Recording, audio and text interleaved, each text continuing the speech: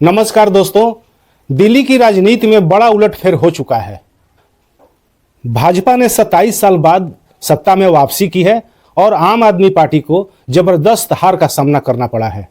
आपके मुखिया अरविंद केजरीवाल भी अपनी सीट नहीं बचा पाए। लेकिन सवाल यह है कि क्या यह हार जनता का फैसला है या इसके पीछे एक बहुत बड़ी साजिश? क्या भाजपा ने केजरीवाल और उनकी पार्टी की छवि को पूरी तरह बर्बाद कर दिया? क्या कांग्रेस ने भी अपना पुराना बदला ले लिया? और क्या केजरीवाल की खुद की गलतियों ने उनकी पार्टी को डुबो दिया? आज हम इन सभी पहलुओं पर गहराई से चर्चा करेंगे, इसलिए वीडियो के अंत तक बने रहें।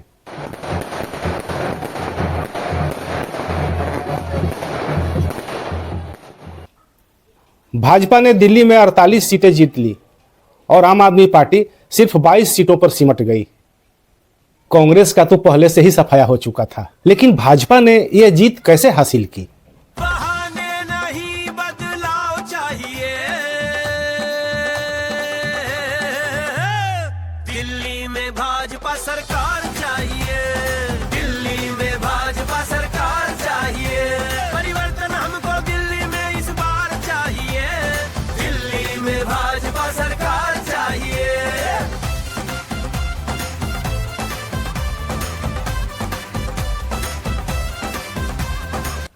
भाजपा ने इस चुनाव को एक लड़ाई की तरह लड़ा। सिर्फ नीतियों पर नहीं, बल्कि इस बार उन्होंने केजरीवाल और उनके नेताओं के चरित्र पर हमला किया। शराब नीति और कथित घोटाले को जोर शोर से उछाला गया। आम आदमी पार्टी के मंत्रियों नेताओं के गिरफ्तारी को मुद्दा बनाया गया और कोशिश की गई कि केजरीवाल को एक भ्रष्ट नेता के रूप में पेश किया जाए।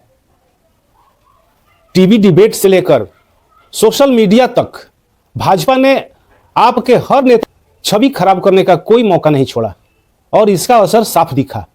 जनता के मन में आम आदमी पार्टी को लेकर सवाल खड़े होने लगे। इन लोगों को यह लगने लग गया, मोदी जी को, बीजेपी को अब ये साफ हो गया।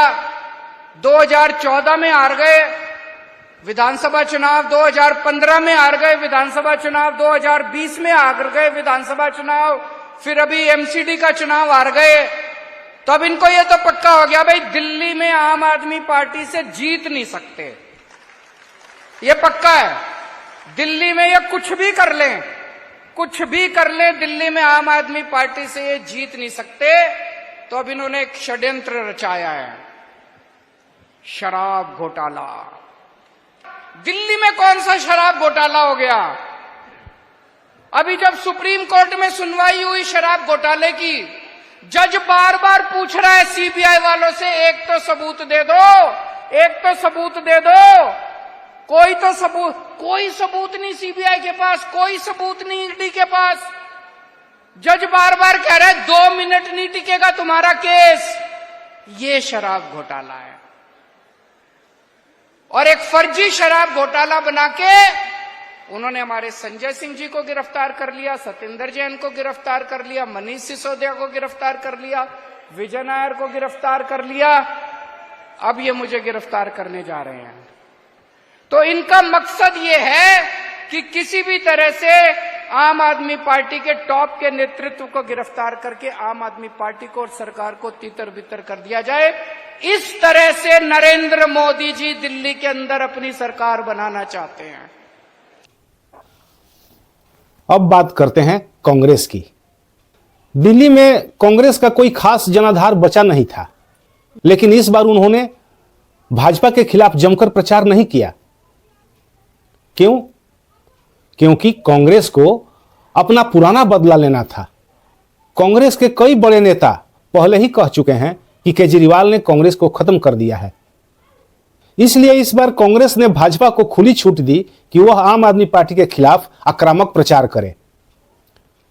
कांग्रेस के नेता खुलकर भाजपा के समर्थन में तो नहीं आए, लेकिन केजरीवाल को रोकने के लिए उन्होंने चुप्पी साध ली।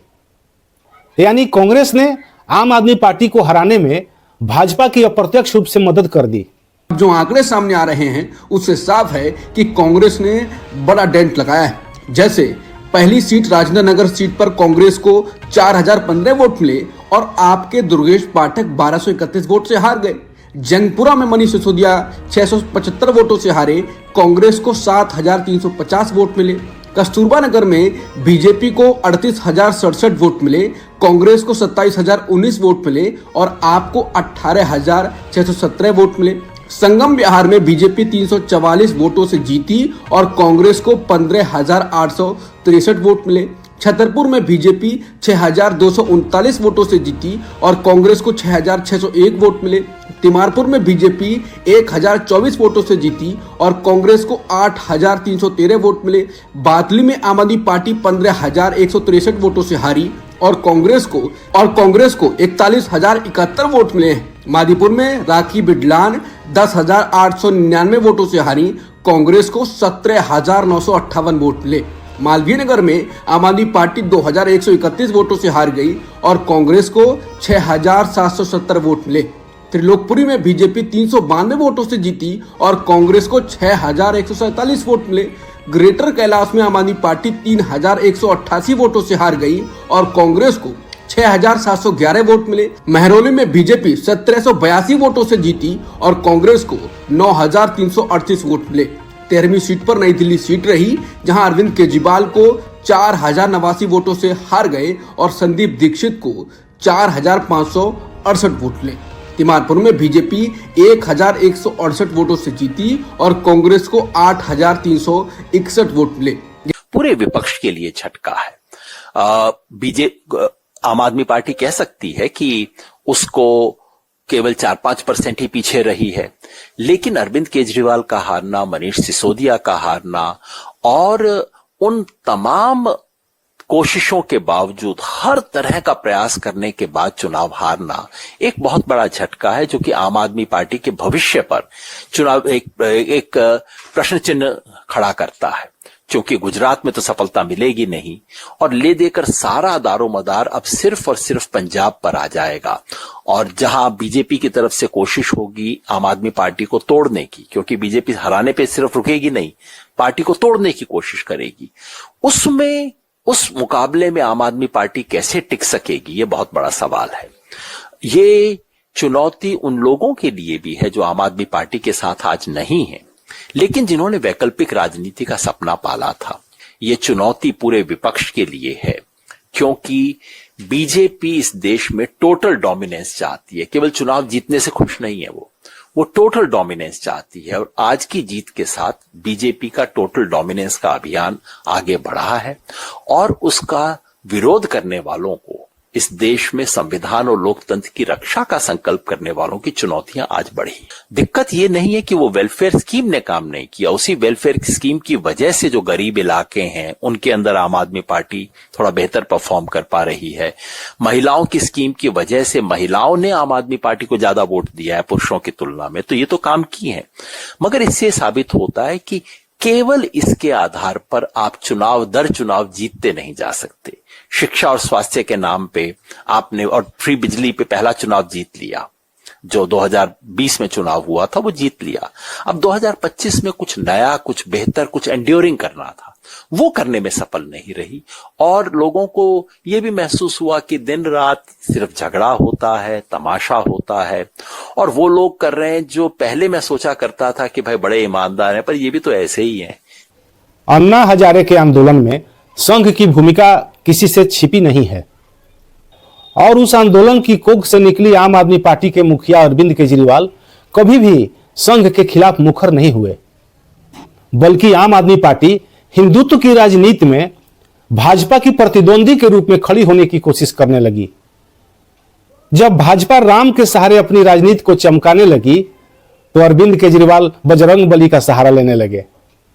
कोरोना काल में जब दिल्ली में सारा दोष तबलीगी जमात के माथे मढ़ा जा रहा था, तब अरविंद केजरीवाल भी तबलीगी जमात के खिलाफ ही प्रेस कॉन्फ्रेंस करने लगे।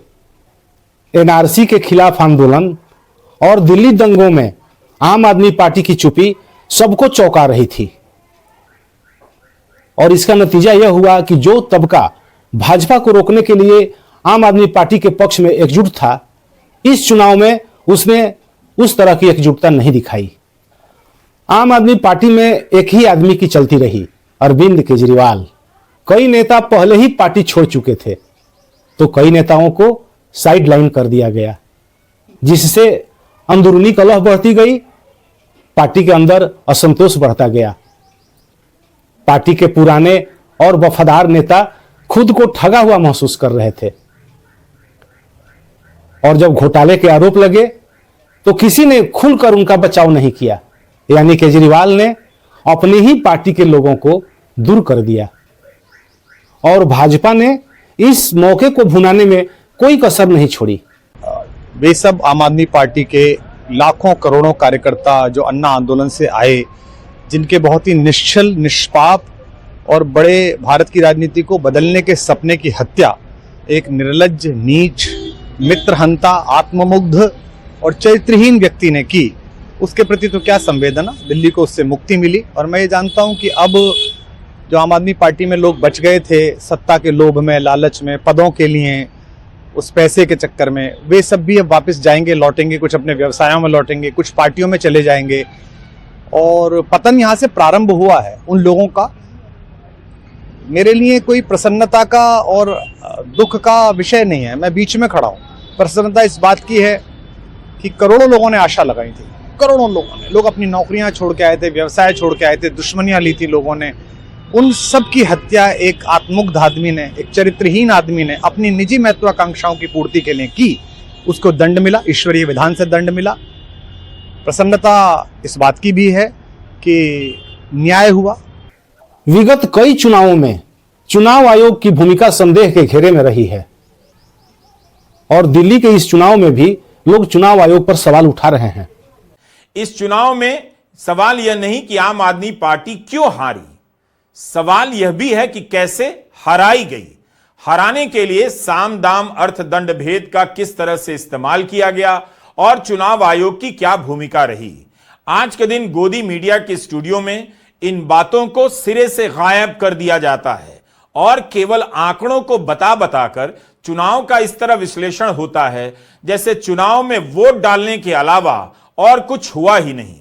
आम आदमी पार्टी ने मतदाता सूची को लेकर कई गंभीर सवाल उठाए, जिसके जवाब अभी तक नहीं आए हैं। आज भी क्विंट में हिमांशी दहिया की रिपोर्ट आई है कि 2020 से लेकर 2024 के बीच दिल्ली में मतदाताओं की संख्या में 4 लाख की वृद्धि हुई है, मगर चुनाव से पहले के 7 महीनों में दिल्ली में 4 लाख नए मतदाता जुड़ गए। नई दिल्ली की सीट में एक बदलाव की तरफ हिमांशी की रिपोर्ट इशारा करती है। हिमांशी की रिपोर्ट में कहा गया है कि नई दिल्ली विधानसभा क्षेत्र में 5 वर्षों में कुल 27% वोट घट गए हैं। 2020 और 2025 के बीच 37,000 से अधिक वोटर कहां चले गए, जबकि इस सीट पर केजरीवाल पिछली बार 21,500 वोटों से जीते थे। तो उनकी जीत के मार्जिन से ज्यादा मतदाताओं ने इस बार वोट नहीं किया। मुंडका की सीट का भी इस रिपोर्ट में विश्लेषण है, जो गंभीर सवाल। और अब सबसे बड़ा सवाल, क्या यह केजरीवाल के लिए राजनीति का अंत है? क्या आम आदमी पार्टी 2020 की तरह फिर से वापसी कर पाएगी, या यह उसकी अंतिम हार साबित होगी? जनता का जो भी निर्णय है, जनता का जो भी फैसला है, उसे हम पूरी विनम्रता के साथ स्वीकार करते हैं। जनता का निर्णय सर माथे पर। मैं भारतीय जनता पार्टी को इस जीत के लिए बहुत बहुत बधाई देता हूं, और मैं उम्मीद करता हूं कि जिस उम्मीद के साथ और जिस आशा के साथ लोगों ने उनको बहुमत दिया है, वो उन सभी उम्मीदों और आशाओं पे पूरा उतरेंगे। हमने पिछले 10 साल में जनता ने जो मौका दिया हमें, उन 10 सालों में हमने बहुत सारे काम किए। शिक्षा के क्षेत्र में, स्वास्थ्य के क्षेत्र में, पानी के क्षेत्र में, बिजली के क्षेत्र में, और भी अलग अलग तरीके से लोगों को राहत पहुंचाने की कोशिश की उनकी ज़िंदगी में, और दिल्ली के इंफ्रास्ट्रक्चर को भी हमने सुधारने की कोशिश की। अब जो जनता ने हमें निर्णय दिया है, हम न केवल एक कंस्ट्रक्टिव ऑपोजिशन का रोल निभाएंगे, बल्कि हम समाज सेवा, जनता के सुख दुख में काम आना, व्यक्तिगत तौर पे जिसको भी जो ज़रूरत होगी, हम लोगों के सुख दुख में हमेशा काम आएंगे, क्योंकि हम राजनीति में कोई सत्ता के लिए नहीं आए। हम राजनीति को एक जरिया मानते हैं जिसके जरिए जनता की सेवा की जा सके, जिसके जरिए लोगों के सुख दुख में काम आया जा सके। वो काम हम करते रहेंगे और हमें आगे भी इसी तरह से जनता के सुख दुख में काम आना है। क्या आम आदमी पार्टी को हराने में चुनाव आयोग का भी रोल है? क्या केजरीवाल 2030 तक अपनी छवि सुधार पाएंगे, या दिल्ली में आगे भी भाजपा का ही राज होगा? कमेंट में जरूर बताएं। धन्यवाद।